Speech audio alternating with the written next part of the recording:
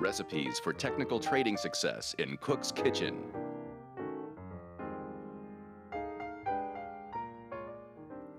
Are you learning to use your dark data? Do you even know what your dark data is and where it comes from? Today we're going to dive into a presentation from Splunk, which is the 18 billion powerhouse behind data mining and modeling for the Fortune 1000. And you know, I've been talking a lot about Alteryx, their up-and-coming competition in the same field. And I've been describing what they do as taking unstructured data, all this raw data that companies end up storing on their servers, whether it comes from the stores or Internet of Things sensors, and it's they're like log files. It's just series of numbers and bits and bytes, and companies are flooded in this data. It could be about their customers. It could be about their business. Royal Dutch Shell uses tons of data to monitor their rigs. But unless companies know how to use all this data, how to mine it and model it, it's almost useless to them. And there is a ton of dark data that companies have access to that unless they dive in and mine and model it, it won't be useful to them. So I've called that unstructured or raw data. Splunk calls it dark data. Let's go to their presentation. This is from this year. They did a survey of 1,300 business and IT leaders about their ability to harness, see, and utilize their dark data. So I'm going to go through a few slides here. So what is dark data? Dark data is all the unknown and untapped data across an organization generated by systems, devices, and interactions. Skip ahead here to slide 4. Here were some of the key findings from their survey. On average, 55% of decision makers, they estimate that 55% of their dark data is unknown or untapped, yet 81% rate data as very or extremely important. So there's a disparity right there, right? Companies think that over half of their data is dark, inaccessible, unused, and yet over 80% of the companies think that data is extremely important. So there's that mismatch. They know it's important, but they're not even using it. Artificial intelligence comes in here. They'll talk more about that and the future of jobs. Let me skip ahead here. Here's a great quote from one of the respondents to the survey. If you want to be ahead or not eliminated in a fierce market, you need the support of intelligence. And the vast majority of this information comes out of this chaotic data. And that's why several of the pieces I've done lately have been titled, Big Data Chaos, because of the flood of data that's coming at companies, and either they know how to mine it, model it, and make use of it, or one of their competitors will. Because there's company internal data, and then there's also third-party data and other stuff they might have access to in the cloud. All right, moving along here, I want to take a look at the next slide. So what's missing in action? 1/3 of respondents to this survey, remember this is 1,300 companies and institutions with lots of big data, report that more than 75% of their organization's data is dark. So 1/3 say that 75% of their data is dark. That's unreal. So this is all this data that's missing in action, they call it. All right, so data-driven can't be an empty slogan, right? You hear everybody says this all the time now. I'm data-driven. This company's data-driven, but if they're only doing some small experiments, or if they're not even looking at the right data and ignoring over half of other data that could help them with their business, with their customers, with supply chains, with their manufacturing floor.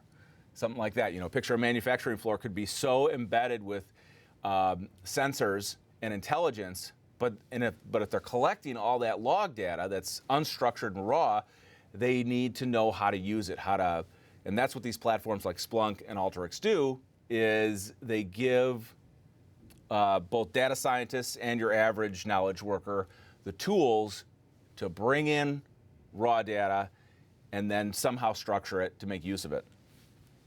All right, moving along here. So here's where AI comes in, because no human can keep up with this data deluge. This quote is from one of the survey respondents. Obviously they thought it was important. I think it's pretty key too. There's almost more data than currently can be properly handled. Obviously the flood, the data deluge. The key is to use the human component plus data plus AI to truly get a foot up on your competition. All right. I want to skip ahead a few slides here to slide 13. Okay, the future of jobs. Simply having data isn't enough. Workers need to have the business analytics skills to use the data in such a way that it leads to profitable action. Business analytics training needs to be mandatory for all personnel and decision-making positions. Okay, so two big themes here continue. One is there's too much data, so you have to create, they're calling it artificial intelligence, but on a more simple, tangible level, it's called machine learning. These companies have to use machine learning to mine and model the data, because there's no way that humans can keep up with it. It's not stuff you can put in a spreadsheet, in other words. And even if you could, creating a visualization out of 40 million lines from a spreadsheet wouldn't do you much good. So, and that's what I've talked about with Alteryx, is that whereas Tableau, that CRM just bought for $15 billion, is data visualization using structured data to turn it into pictures. Alteryx can take the unstructured, raw, dark, dirty data and use machine learning to mine and model it, in ways that humans couldn't, and to do it on a continuous basis. So at 24/7, you can be mining and modeling your data if you set up the right machine learning programs. So that's the AI component. Now, where does this leave the humans? How, if we're entering this world where corporations are learning to mine and model the flood of data, does that mean that every employee needs to be a data scientist? No, of course not. And that's why the tools that Splunk and Alteryx make it easy. They create they create dashboards and workbenches and tools that anybody can learn to use. So let's move on here to the future of jobs in the data deluge. Yes, I wanted to show you slide 14. So, data skills matter. Obviously, we know that data skills matter, but do they only matter to someone else? Is what Splunk is asking here, and so I wanted to show you their conclusions, their key recommendations here on slide 18. But first, I want to say, so if you think about it, I've said this for a long time, as I have learned statistics, taught myself probability, that one of the problems that people have in any industry or in politics is that they don't understand how to use stats and how to look at data. So sort of training your mind to use numbers and not be fooled by them is part of everyone's basic education. But that doesn't mean everybody needs to be a data scientist to work in a modern corporation when you have tools like Splunk or Alteryx. But you still need to know how not to be fooled by statistics and what statistics are important. That's there's an education challenge, obviously, for companies too and individuals. But these tools, the platforms that Splunk or Alteryx offer, I think will help educate people, because it'll bring them into the fold of, here's why data is so important, here's how we try and be objective, here's how we can mine and model it in different ways. And both platforms allow the professional data scientist or engineer work with the average knowledge worker who's not trained in stats. All right, so here are the key recommendations from the study that Splunk did. Obviously, companies need to embrace the power of AI and machine learning. They need to build an infrastructure and culture of data, something we talked about. And companies need to recruit for the skill sets they need. So this is, wrapping up. This is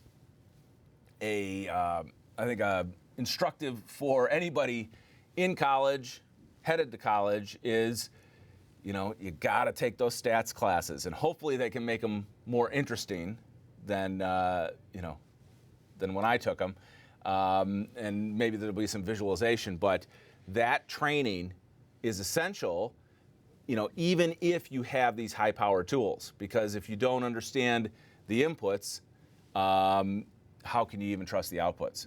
All right, so continue to watch these two companies, Splunk and Alteryx, and I think somebody big is going to buy one of them.